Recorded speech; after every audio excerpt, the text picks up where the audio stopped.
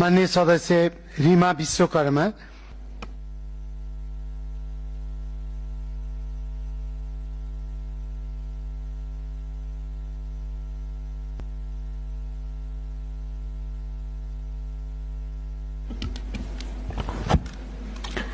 सम्मानीय सभामुख महोदय, आजको विश्व भनेको सैन्य सामर्थ्य र आर्थिक सबलताले मात्र होइन, सांस्कृतिक परम्परा सभ्यताले डोराइरहेको विश्व हो।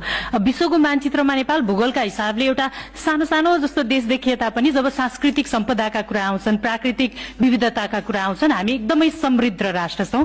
यी सबैलाई अब अन्तर्राष्ट्रिय बजारमा चिनाउने, बजारीकरण गर्ने भन्दै गर्दाखेरि उत्पादनको ब्रान्ड